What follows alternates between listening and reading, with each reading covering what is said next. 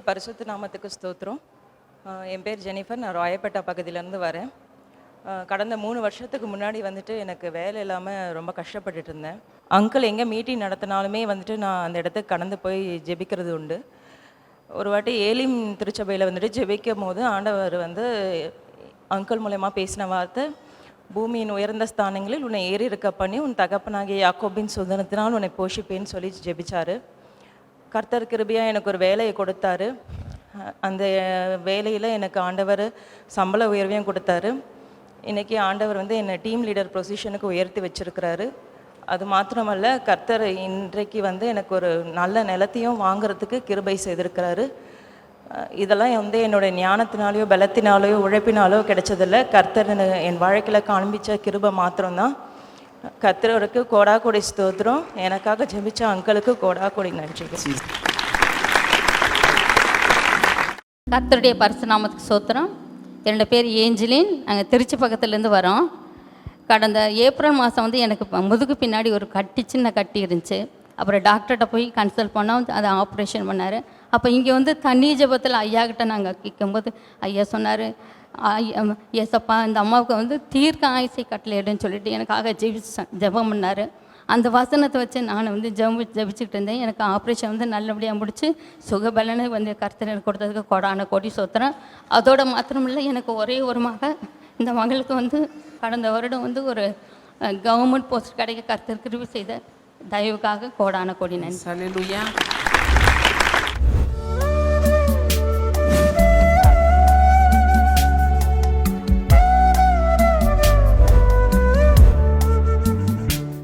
கிறிஸ்துவுக்குள் மிகவும் பிரியமான எனதருமை சகோதர சகோதரிகளே, நம்மை சிருஷ்டித்தவரும் நம்மை உண்டாக்கினவரும் நம்மை ஒருபோதும் மறந்து போகாதவருமாகிய இயேசு கிறிஸ்து முனையற்ற நாமத்தினாலே உங்கள் எல்லாரையும் வாழ்த்தி ஆசீர்வதிக்கிறேன். அல்லேலூயா.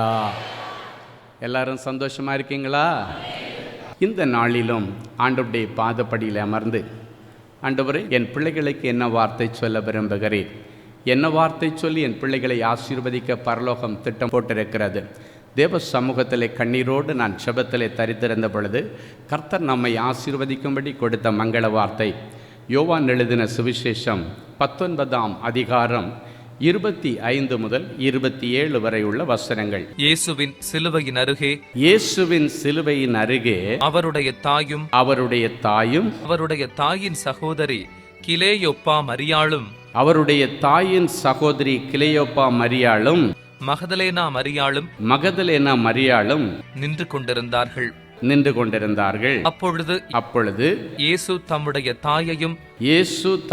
தாயையும் அருகே நின்ற தமக்கு அன்பாயிருந்த சீஷனையும்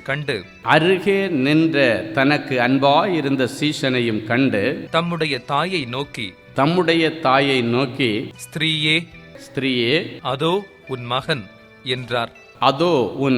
என்றார். அந்த சீஷனை நோக்கி பின்பு அந்த சீஷனை நோக்கி அதோ உன் தாய் என்றார். அந்நேர முதல் அந்த சீஷன் அவளை தன்னிடமாய் ஏற்றுக்கொண்டான். இந்த சீஷன் பாருங்க, அந்த சீஷன் அவளை தன்னிடமாய் ஏற்றுக்கொண்டானா. அப்படின்னா இது உன்னுடைய அம்மாப்பா, நீ ஒரு நல்ல பிள்ளையா பொறுப்பா இருந்த உடனே அந்நேரம் முதல், அடுத்த நாள் அல்ல, அந்த நிமிஷமே இயேசு கிறிஸ்துடைய வார்த்தைக்கு கட்டுப்பட்டு அவளை தன்னிடமாய் ஏற்றுக்கொண்டான் என்று வேதம் சொல்லுகிறது. அப்போ இதில் பொறுப்புணர்ச்சியை குறித்து ஆண்டவர் நமக்கு கற்றுக் கொடுக்கிறாரு. அடுத்தபடியாக இதில் அண்ணன்னு சொல்றாரு, ஏற்றுக்கொள்ளுகிற மனப்பக்குவம். உடனடியாக அந்த தாயை தன்னுடைய தாயாக அவன் ஏற்றுக்கொள்ளுகிறான். இயேசு சொன்ன உடனே சிலுவையிலே தொங்கின இயேசு இன்றைக்கு உங்களை பார்த்து சொல்லுகிறார், யாரெல்லாம் என்னை ஏற்றுக்க உங்களுக்கு மனசு இடம் கொடுக்கல. நிறைய பேருக்கு வந்து மனைவி ஒரு சின்ன தப்பு பண்ணியிருப்பான், அந்த தப்புக்காக வேண்டி அவளை ஏற்றுக்கிற மனநிலையே கிடையாது நிறைய பேருக்கு. நீ உங்கள் அம்மா வீட்டுக்கு போ, நீ இது பண்ணிட்ட அது பண்ணிட்ட, நீ என்கிட்ட போய் சொல்லிட்ட. நிறைய குடும்பங்களில் அப்படி தான் நடக்குது. ஏற்றுக்கொள்ளுகிற பக்குவம் இல்லை. இன்றைக்கு அப்படிப்பட்ட மனநிலையிலே மனைவிமார்களை துரத்தி விட்டு இருக்கிற புருஷர்கள் யார் இருந்தாலும் இந்த நிமிஷத்திலே இயேசு சொல்லுகிறார், ஏற்றுக்கொள். சீசனை பார்த்து சொன்னா, எங்கள் அம்மாவை உங்கள் அம்மாவா ஏற்றுக்கப்பா. ஏற்றுக்கிட்டான், உடனே ஏற்றுக்கிட்டான். இன்னைக்கு அதே இயேசு உன்னை பார்த்து சொல்கிறார், உன் மனைவியை ஏற்றுக்கொள். யோசேப்பு மரியாளை ரகசியமாய் விலக்கி விட தீர்மானிச்சிட்டான். அவளை எப்படியாவது கழட்டி விட்டுறணும், நம்ம பாசையில் சொன்னால் டைவர்ஸ் பண்ணிடணுன்னு தீர்மானம் பண்ணிட்டார். ஆனால் நடுராத்திரியில் ஆண்டவர் தூதனை அனுப்பி சொப்பனத்தில் சொல்கிறாரு, உன் மனைவியாகிய மரியாளை சேர்த்துக்கொள்ள ஐயப்படாதே, சேர்த்துக்கொள். அப்படின்னா என்னன்னா, அவளை ஏற்றுக்கொள் என்று அர்த்தம். அவன் நீதிமானாய் இருந்தபடியினால எப்படி அவளை விலைக்கு விடுறதுன்னு தெரியாம இன்டைரக்டா அவளை அவாய்ட் பண்றான். அதான் நம்முடைய பாஷையில் சொன்னா இன்டைரக்டா அவாய்ட் பண்றான். இவன் அவாய்ட் பண்றதை பார்த்து மரியாள் தானாவே ஒதுங்கிடணும். இவனா நீ எனக்கு வேண்டான்னு சொல்லக்கூடாத அளவுக்கு இன்டைரக்டா அப்படியே ஒதுங்குறார். அதுதான் அந்த வசனத்தினுடைய வெளிப்பாடு. ரகசியமாய் விலக்கி விட தீர்மானித்தான். அப்படின்னா ரகசியமா காரியங்களை செய்துட்டே இருக்கார். அவருடைய ஆக்ஷன் எல்லாம் இவளா புரிஞ்சுக்கிட்டு விலகி ஓடிடணும். உன் மனைவிக்கு ஒன்றும் தெரியாம இருக்கலாம், நீ சைலண்டா அவளை ஒதுக்குறது உன் மனைவிக்கு தெரியாம இருக்கலாம், ஆண்டவருக்கு தெரியும். நீ என்ன மனநிலையில யாருக்காக உன் மனைவியை கொஞ்சம் கொஞ்சமா வெறுத்து வெறுத்து வெறுத்து அவளாவே உன்னை விட்டு ஐயோ இவன் வேண்டாம் இவனை விட்டுட்டு போயிடலாம் அப்படின்னு சொல்லி அவ ஓடுற அளவுக்கு நீ பிரஷர் கொடுக்கிறாய். இதுதான் சிலுவை நாதராகிய இயேசு கிறிஸ்துவுக்கு நீ செய்கிற பரிகாரமா? உனக்காக ஜீவனை கொடுத்த இயேசுவுக்கு நீ செய்கிற பரிகாரம் இதுதானா? இன்னைக்கு மனம் திரும்புங்கள். இன்னைக்கு போன உடனே உன் மனைவியை பார்த்து சொல்லணும், உன்னை நான் இப்படியெல்லாம் ப்ரெஷர் கொடுத்தேன், இன்டைரக்டாக என்ன காரியங்களை எல்லாம் பண்ண, நீ ஓடிடணுன்னு. ஆனால் தவறென்று நான் புரிந்து கொண்டேன், உன்னை நான் மனதார ஏற்றுக்கொள்ளுகிறேன். யோசேப்பிடத்தில் ஆண்டவர் தூதனை அனுப்பி சொன்ன உடனே உன் மனைவியாகிய மரியாளை சேர்த்துக்கொள்ள ஐயப்படாது. அடுத்த நிமிஷம் அவன் சேர்த்து கொண்டான்.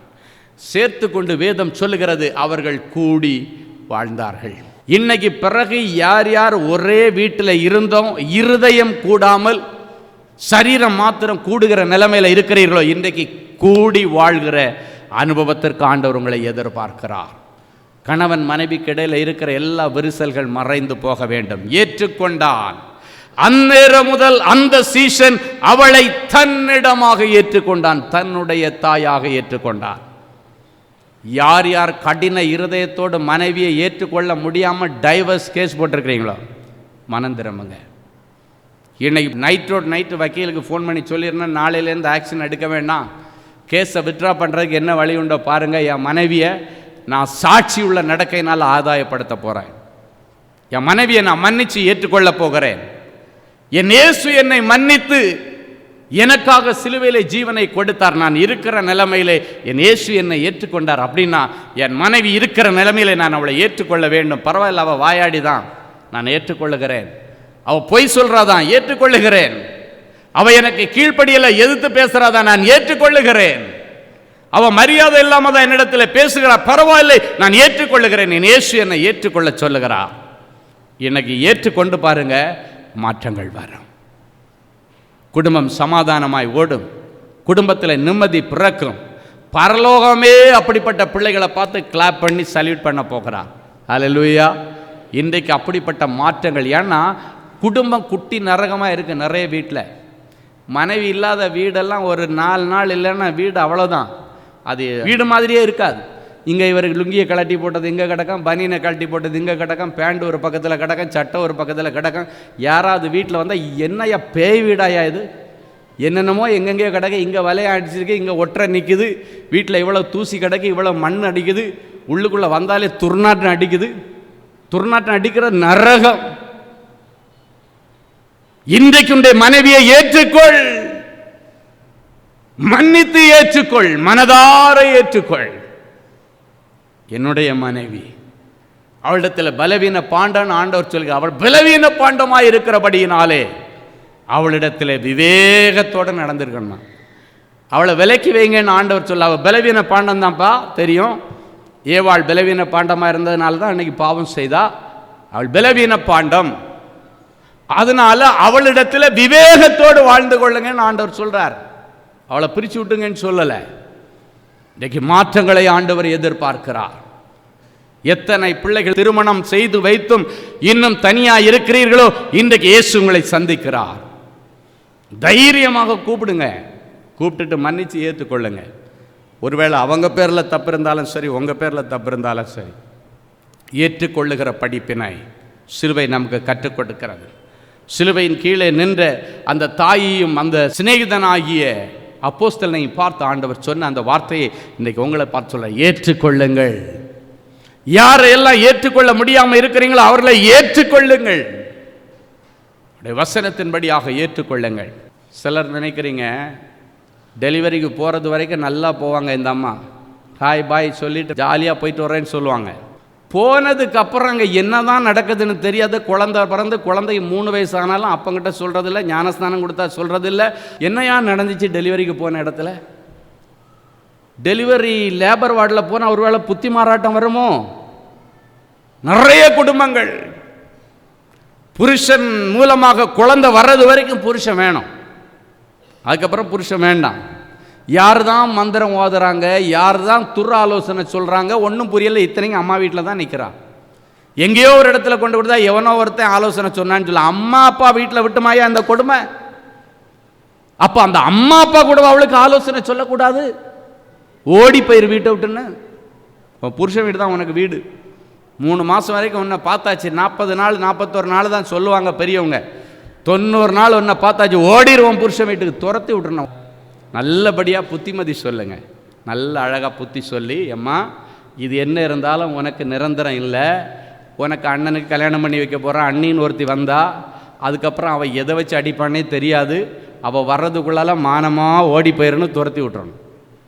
ஏன் தெரியுமா? நிறைய குடும்பங்களில் பையனுக்கு லேட்டாக கல்யாணம் பண்ணி வைக்கிறாங்க, மகளை முதல்ல துரத்துறாங்க. ஏன்னா மகனை துரத்துக்கு முன்னாடி மருமக வந்தால் இங்கே ஒரு குடுமி சண்டை விழும். அதனால தான் எல்லாரும் பார்த்தீங்கன்னா 2-3 வயசு வித்தியாசத்தில் பையன் இருந்தாச்சுன்னாச்சுன்னா முதல்ல பொண்ணை தான் முதல்ல கல்யாணம் பண்ணி அனுப்புவாங்க. ஏன்னா இந்த மகள் போனோம், இன்னொரு மகள் வீட்டுக்கு வரணும். அதுதான் நியமம், அதுதான் பைபிள் சொல்லுது. இந்த மகள் இந்த வீட்டை விட்டு புருஷன் வீட்டுக்கு போனோம், இந்த வீட்டுக்கு ஒரு மருமகள் மகளை போல வரணும். இன்றைக்கி நிறைய பேர் மருமகளை மகளாக ஏற்றுக்கொள்ளுகிற மனப்பக்குவம் இல்லை. இன்றைக்கு தேவனுடைய பிள்ளைகள் இந்த காரியத்தில் மனம் திரும்பணும். ஏற்றுக்கொள்ளுங்கள்.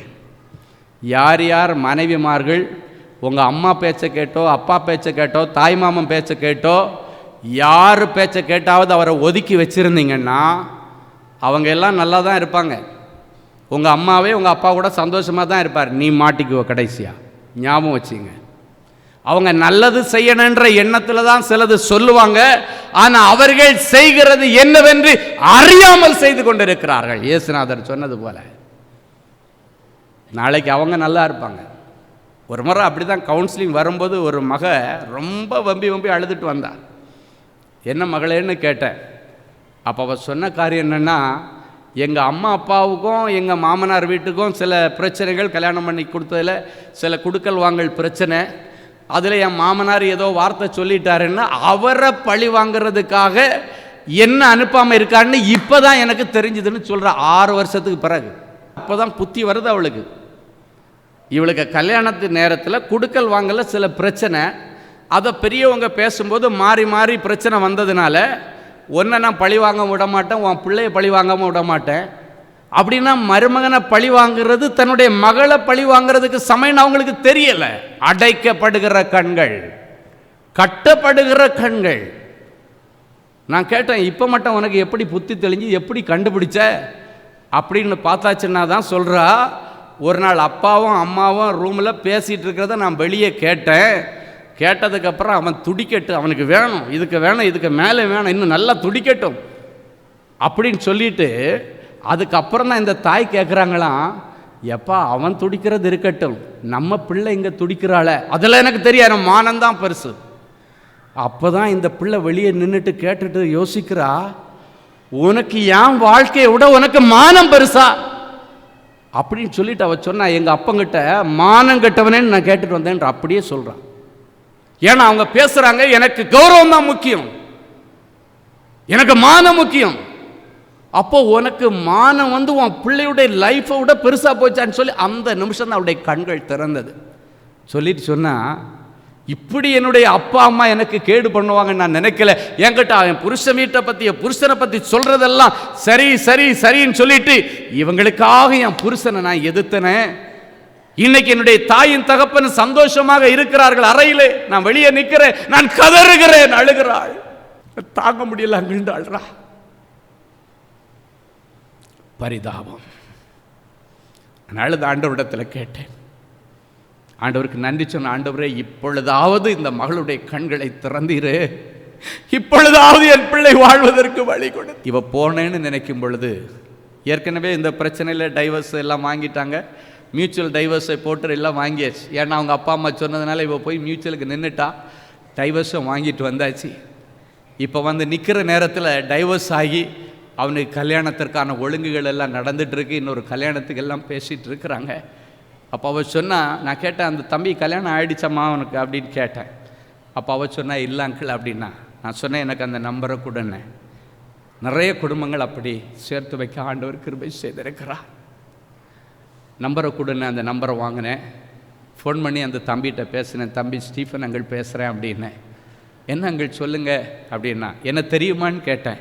அவன் சொன்னான், உங்கள் வார்த்தைகளை பிடிச்சுதான் நான் பல வருஷங்களாக இன்றும் இயேசுவை பிடித்து கொண்டு நிற்கிறேன். கிடைத்த மனைவி நல்ல மனைவி, ஆனால் என்னுடைய மாமனார் மாமியார் சொல்கிறத நம்பி நம்பி நம்பி என்னுடைய வீட்டாரை இங்கே எதிர்த்து இன்னைக்கு வாழ்க்கை இழந்து நிற்கிறா.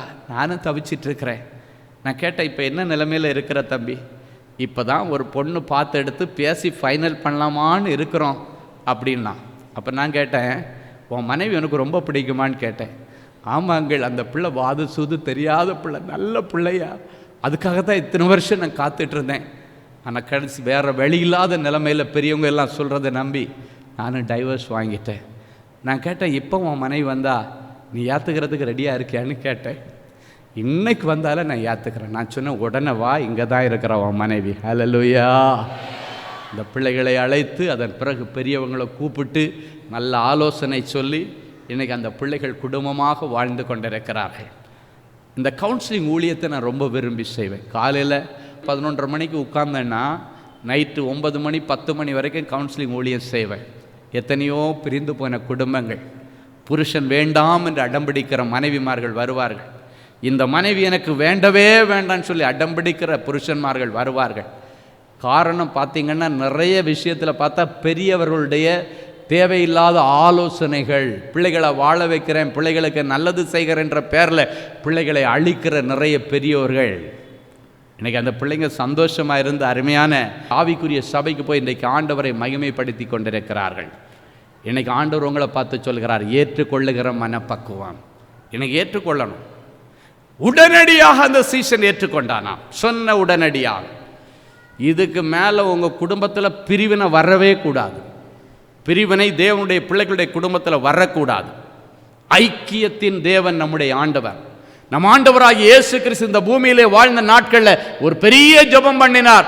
அந்த ஜெபத்தில் ஒரு வரி என்னன்னா, பிதாவே, நாம் ஒன்றாயிருக்கிறது போல இவர்களும் நம்மில் ஒன்றாயிருக்கும்படி என்று ஜெபித்த ஆண்டவர் இன்றைக்கு உங்களுக்காக ஜெபித்து கொண்டே இருக்கிறார். பரலோகத்திலே பிதாவுடைய வலது பாரிசத்திலே உட்கார்ந்து, இந்த வருஷம் மாத்திரம் இருக்கட்டும், இந்த வருஷம் லண்டன் சீசன்ல என் ஊழியர்களை கொண்டு வந்து நான் எச்சரிக்கிறேன், கண்டிப்பாக அவர்கள் சேர்ந்து விடுவார்கள். உங்களுக்காக நம்பிக்கையோடு பிதாவினிடத்தில் பேசி கொண்டிருக்கிற இயேசுடைய சத்தத்தை இன்றைக்கு கேளுங்கள். பிதாவானவர் கோபமா இருக்கிறார்.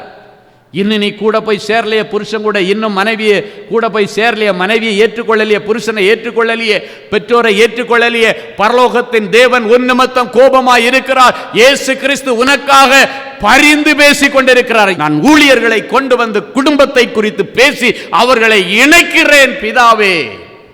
இயேசு உனக்காக பரிந்து பேசி கொண்டிருக்கிறார். இயேசுக்கு முகத்தில் கரிய பூசிடாதீங்க. உங்கள் அப்பா முகத்தில் இவ்வளோ நாளும் கறி பூசியாச்சு, அம்மா முகத்தில் கரியை பூசியாச்சு, புருஷ முகத்தில் கரியை பூசியாச்சு. நம்ம பாசையில் சொல்லுகிற இயேசு கிறிஸ்து உங்களை நம்பி பிதாவிடத்தில் பேசிகிட்டு இருக்கிறார். அவர் மூஞ்சில் கரியை பூசிடாதீங்க. நம்பிக்கையோடு பேசி கொண்டிருக்கிற அருள்நாதர் இயேசு. இன்னைக்கு நீங்கள் குடும்பமாக இணைய வேண்டும். அல்லேலூயா. அன்பின் பரலோக பிதாவே, உமக்கு நன்றி செலுத்துகிறோம். இயேசுவின் நாமத்தினாலே என் பிள்ளைகளை ஆசீர்வதிக்கிறேன். சிலுவையின் அடிவாரத்தில் நின்ற நெஞ்சை நெகிழ வைக்கிற சிலரை குறித்து இன்றைக்கு நீர் எங்களோடு பேசினீர். உமக்கு நன்றி.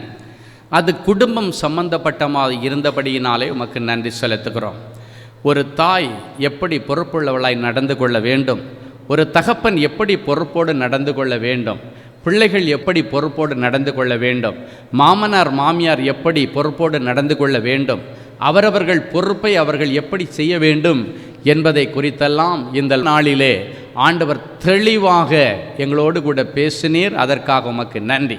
அதுபோல நாங்கள் இருக்கிற நிலைமையிலே நீர் எங்களை ஏற்றுக்கொண்டிருக்கிறது போல எங்களை சுற்றி இருக்கிறவர்களிடத்தில் ஏதாவது குற்றங்கள் குறைகள் இருந்தாலும் தவறுகள் இருந்தாலும் அவற்றை மன்னித்து அவர்களை ஏற்றுக்கொள்ளுகிற கிருபையின் பக்குவத்தையும் எங்களுக்கு நீர் கற்றுக் கொடுத்தீர். அதற்காக உமக்கு நன்றி. நீர் சொன்ன காரியங்களிலே யார் யார் குறைவுபட்ட பாத்திரத்தோடு வந்திருக்கிறார்களோ அவர்களை நிறைவான பாத்திரமாக நீர் அனுப்பி இன்றைக்கு வரைக்கும் யார் யார் தன்னுடைய மனைவியை மனசார ஏற்றுக்கொள்ளாமல் பார்வைக்கு மனைவியாக இருக்கிறா, மற்றபடி என்னுடைய மனசுக்கு அவள் பிடித்தமான மனைவி இல்லை அப்படின்னு சொல்லி கொண்டிருக்கிறார்களோ அத்தனை பேரும் இன்றைக்கு இந்த நிமிஷத்தில் அவருடைய கட்டப்பட்ட இதய கண்களை திறந்து தன்னுடைய மனைவியை மனசார ஏற்றுக்கொள்ளுகிற கிருபையை தாரும். புருஷனை மனசார ஏற்றுக்கொள்ளாமல் ஏதோ பட்டுப்படாமல் இருக்கிற மனைவிமார்கள் எத்தனை பேர் இருந்தாலும் ஆத்மார்த்தமாக தன்னுடைய புருஷனை ஏற்றுக்கொண்டு தன்னுடைய புருஷனோடு இணைந்து பக்தி உள்ள சந்ததியை உருவாக்க ஆண்டவர் என் பிள்ளைகளுக்கு அனுக்கிரகம் பண்ணுவீராக. பெற்றோர்களை துரத்தி விட்டிருக்கிற பிள்ளைகள் யார் யார் இருந்தாலும் அவர்களை சேர்த்து கொள்ளுகிற விசேஷித்த கிருபையை ஆண்டவர் அவர்களுக்கு தருவீராக. எல்லா தடைகள் நீங்கட்டும். அதே போல எந்தெந்த பெற்றோர்கள் தங்களுடைய பிள்ளைகளை ஏதோ ஒரு தவறு செய்ததற்காக பிரித்து விட்டார்களோ அவர்களை வீட்டில் ஏற்றுக்கொள்ளாத அளவுக்கு அவங்க பெரிய கொலைபாதகம் பண்ண மாதிரி ஒதுக்கி வச்சிருக்கிறாங்களோ அத்தனை பிள்ளைகளையும் மன்னித்து ஏற்றுக்கொள்ள ஆண்டவர் அனுக்கிரகம் பண்ணும். அந்த பிள்ளைகள் பலமுறை வந்தும் துரத்தி விட்டிருக்கிற பெற்றோர்கள் இங்கு உண்டு. ஆண்டவர் அவர்களை மன்னித்து ஏற்றுக்கொள்ளும்படி சொல்லுகிறதற்காய் ஸ்தோத்திரம். துரத்தப்பட்ட எப்தாவுக்கு ஆறுதலாயிருந்த ஆண்டவர் இப்பொழுதும் துரத்தப்பட்ட நிலைமையில எத்தனை பேர் இங்க வந்திருக்கிறார்களோ அத்தனை பேரையும் ஆண்டவர் ஏற்றுக்கொண்டு எப்தாவை பராக்கிரமசாலியாய் மாற்றின ஆண்டவர் இவர்களையும் பராக்கிரமசாலிகளாக ஆண்டவர் மாற்றுவீராக. தேவ சமாதானம் என் பிள்ளைகளை மூடும்படியாக நான் ஜெபிக்கிறேன். பிதா குமாரன் பரிசுத்தாவியின் பேரால நிறைஞ்ச மனசில் என் பிள்ளைகளை ஆசீர்வதிக்கிறேன். இன்றைக்கு பிறகு இவருடைய குடும்பம் குட்டி நரகமாய் இராமல் குட்டி பரலோகமாய் மாறும்படி பரலோகத்தின் தேவன் இவர்களை ஆசீர்வதிப்பீராக. தொடர்ந்து கிருபை சூழ்ந்து கொள்ளட்டும். இயேசுவின் மூலம் பிதாவே, ஆமேன்.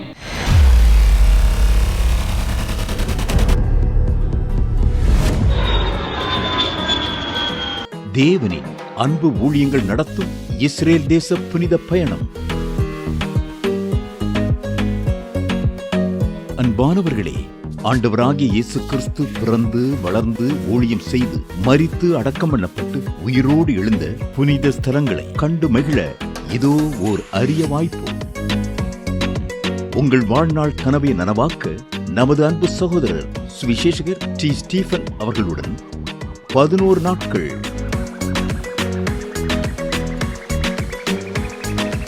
எகிப்து,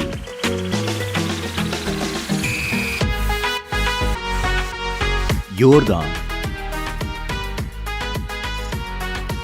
பாலஸ்தீனம், இஸ்ரேல் தேசங்களுக்கான புனித பயணம். 2025 ஆண்டிற்கான இந்த புனித பயணமானது வருகிற மே மாதம் 19ஆம் தேதி முதல் 29ஆம் தேதி முடிய 11 நாட்கள் நடைபெறுகிறது.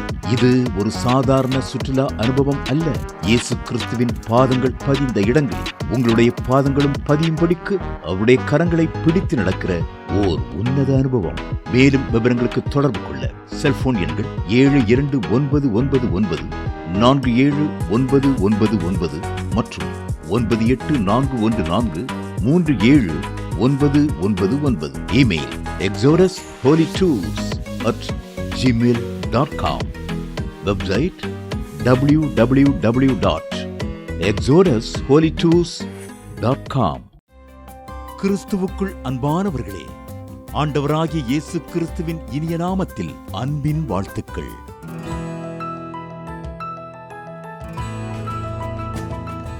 எங்களுடைய மார்வெல் திருமண தகவல் மையத்தை ஆன்லைன் சேவை மூலம் உங்களுக்கு அறிமுகப்படுத்துவதில் நாங்கள் மிகுந்த மகிழ்ச்சி அடைகிறோம். எங்களது மார்வெல் திருமண மையம் கிறிஸ்தவ குடும்பத்தில் திருமணத்திற்கு ஆயத்தமாயிருப்பவர்கள் தங்களுக்கு ஏற்ற வாழ்க்கை துணையை தேர்ந்தெடுக்க சிறந்த திருமண சேவை மையமாக இருக்கிறது. மேலும் மார்வெல் திருமண தகவல் மையத்தில் நீங்கள் பதிவு செய்வதற்கு எங்களது இணையதள முகவரி www.marvelmatrimony.com மற்றும் அலைபேசி எண் 7824855999 என்ற எண்ணிற்கு தொடர்பு கொள்ளலாம். சென்னை, நாகர்கோவில் மற்றும் மும்பை நகரில் உள்ளவர்கள் பதிவு செய்ய விரும்பினால் கீழ்க்கண்ட விலாசங்களில் உள்ள எங்களது அலுவலகங்களோடு தொடர்பு கொள்ளலாம். Email info@marvelmatrimony.com. ஆண்டவர் தாமே உங்களை அளவில்லாமல் ஆசீர்வதிப்பாராக. அன்பு தேவனுடைய பிள்ளைகளே, இந்நிகழ்ச்சியின் மூலம் நீங்கள் பெற்றுக்கொண்ட ஆசீர்வாதங்களை உங்கள் ஜெப விண்ணப்பங்களையும் அனுப்ப வேண்டிய முகவரி தேவனின் அன்பு ஊழியங்கள், எண் 340B பார் 1A 3B1 Vinayak avenue, OMR road, Okkiyam, Thoraipakkam, Chennai 600097. இது இந்தியன் ஆயில் பெட்ரோல் பங்க் எதிரில் அமைந்துள்ளது மற்றும் காக்னிசன்ட் டெக்னாலஜி சொல்யூஷன்ஸ் அருகிலும் அமைந்துள்ளது. மின்னஞ்சல் prayer@godsloveministries.co.in.